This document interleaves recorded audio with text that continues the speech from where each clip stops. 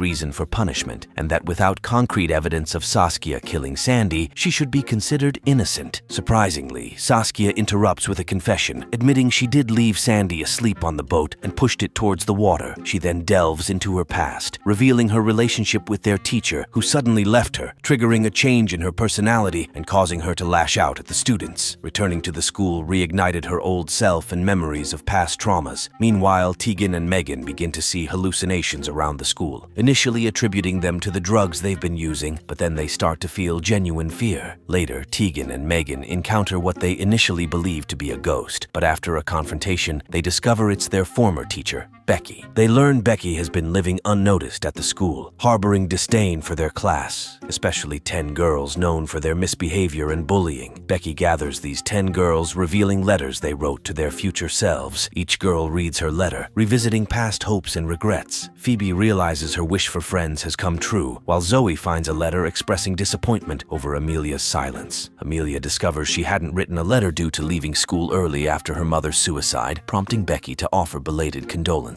The revelation of Amelia's departure reason and her mother's death overwhelms Zoe, who leaves in tears. Amelia attempts to console her, but Zoe's guilt for not being there during Amelia's difficult time prevents her from accepting Amelia's silence about her departure. Despite Zoe's apologies, Amelia walks away, unable to forgive. Meanwhile, the girls gather, with Renee admitting she's not a doctor. Despite her deception, they forgive her, leading to a collective moment of confession and apology, including Saskia, who seeks forgiveness from everyone, eventually reconciling with Genevieve. At lunchtime, Teresa manages to catch a large fish, and everyone gathers to eat, except for Zoe, who takes some of the food to share with Amelia in a nearby storage room, insisting on making amends for past actions. After a lengthy exchange of grievances, Amelia forgives Zoe, and they agree to forget past conflicts. Soon, they both feel ill from the fish, realizing it was the cause of their sickness. Despite their discomfort, they stay up talking, with Amelia sharing her fear of running out of antidepressants and meeting the same fate as her mother. Zoe reassures her, promising never to leave her side again. The next morning, Saskia wakes up in the principal's office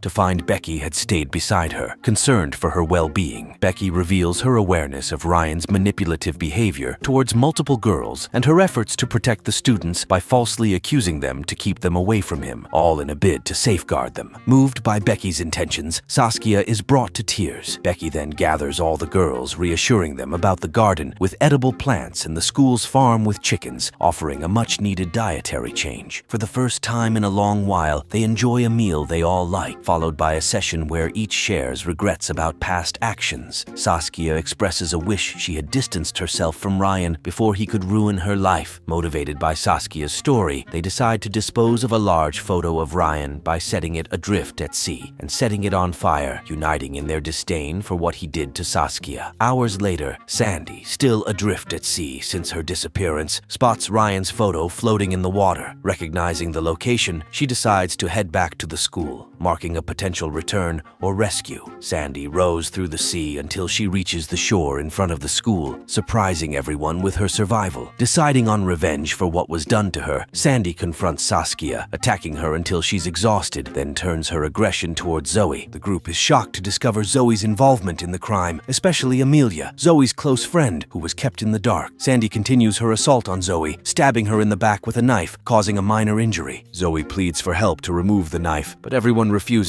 and leaves her alone. Later, they discover Sandy has set fire to the vegetable crop as part of her revenge, leading them to restrain her, viewing her as a threat. The group, curious about life outside, questions Sandy, who reveals she hasn't encountered anyone else, suggesting a global catastrophe. This revelation causes everyone to reflect on their families and potential losses. Influenced by Sandy's information, Amelia proposes a farewell party before starvation sets in. Everyone agrees except Zoe, whose opinion is disregarded as they prepare prepare for the party, leaving Sandy tied up. Zoe, seeking Becky's counsel, finds her resigned to their fate, willing to celebrate their last day joyously as they use up all their food for the party. Zoe, in a last attempt to amend things, takes their dresses but eventually decides to attend the party in the previous students' uniforms. During the celebration, Zoe attempts to apologize to Sandy, offering her bag as a peace offering, then leaves to fetch her food. Upon returning, Zoe is shocked to find Sandy has escaped and kidnapped Teresa, intending to take her on the boat to raise her expected child, believing Teresa's lifelong dream was to become a mother. Stunned by Sandy's deception and the revelation of survivors outside their immediate surroundings, Zoe, now desperate, threatens Sandy with a knife to prevent Teresa's abduction. They arrive at the party, where Zoe tries to inform the others of Sandy's discoveries, hoping to restore hope of survival before their food runs out. However, she finds them too intoxicated to comprehend the news. Grabbing a microphone, Zoe attempts to sober them up with her announcement, but most are too drunk to grasp the significance of her message. And the next day, they wake up from sleep and discover that a large number of girls with them in the school have stolen Sandy's boat and also took all the small boats available and fled, hoping to find any ship to rescue them. After 18 days, conditions worsen to the extent that they start eating from the shoes and carpets found in the school. At that time, they all still hope someone will rescue them, except for Amelia, who has lost hope in everything and also stopped eating or drinking as if she were waiting for death. Zoe is affected by what's happening and tries to talk to her more than once. But Amelia is overwhelmed by depression because her antidepressant pills have run out. The girls continue to discuss a solution to their situation until they reach the conclusion that they must sacrifice one of them to kill and eat. Despite the difficulty of the situation for everyone present, it turns out to be the only solution for the others to live. They decide to meet at night and each one chooses a person to sacrifice. The one with the highest number of votes will be their next meal. Zoe decides to go talk to Sandy because she is the only one who stayed away from the school and saw what the world outside is like. Zoe says she wants antidepressants by any means, seeing it as the only solution to save Amelia from her condition. Sandy replies that when she was lost, she found a place similar to a peninsula called Scuba City, controlled by a group of people who dominate all the surrounding areas. They have many things, but to give you something, they must take something in return. She warns Zoe about these people, saying they are criminals and she must be careful if she decides to go to them. Despite all the risks Sandy faced when she was lost, she still wants to leave the place because she is sure that no one there loves her or wants her among them. So, currently, she is building a boat for herself and plans to leave as soon as possible. At night, those present meet to choose their victim. The number of votes is tied between Zoe and Megan, so they force Amelia to join them and give her opinion to resolve the dispute. However, she refuses to choose any one of the two and walks away, leaving them. Zoe, fearing for herself, reminds them that she is the only one who knows how to use the radio device. Therefore, they cannot do without her because she is the only one who will be able to send distress messages. Thus, Megan is chosen, who tries to find any useful reason for her presence but cannot find any. They agree to leave her, and the next day they start implementing their plan. And the next morning, Rena decides to check on Sandy to ensure the child's health is okay, using the information she had read from books in the library, and starts to apply it. Teresa surprises them by agreeing to raise the child on the condition that Sandy stays with them and forgets about the boat issue. Sandy thanks her and agrees to the offer. While they are saying their final goodbyes to Megan, they are shocked by Amelia's entrance after she decides to sacrifice herself to be the one to die and be eaten. Megan thanks her and is happy that she still has another chance at life. At that time, they are all surprised by Zoe, who grabs a stick and hits Amelia on the head until she loses consciousness, justifying it by saying she did it before Amelia could change her mind. Then, she sends the girls to prepare the dining room and takes Amelia to kill her. However, Zoe deceives them and takes Amelia towards Sandy's boat, intending to help her escape before the sentence is executed. Amelia wakes up at the last moment and asks what she is doing. Zoe responds and tells her about Scuba City, reassuring her that it's a place where she can find her antidepressant pills. Amelia is moved and thanks her for doing all this for her. Afterwards, they reconcile over everything that has happened understand and forgive each other for their actions. Amelia takes the boat to leave, but then stops and thinks. She realizes that if Zoe goes back to the others, they will kill her when they find out what she has done. Therefore, she convinces Zoe to come with her, and they both escape together towards Scuba City. Meanwhile, the girls gather in the dining room and are surprised by a radio signal from a nearby location. A young man's voice says they are coming from the west to see if anyone is in the school and to rescue them. The girls are elated and run towards the west beach. However,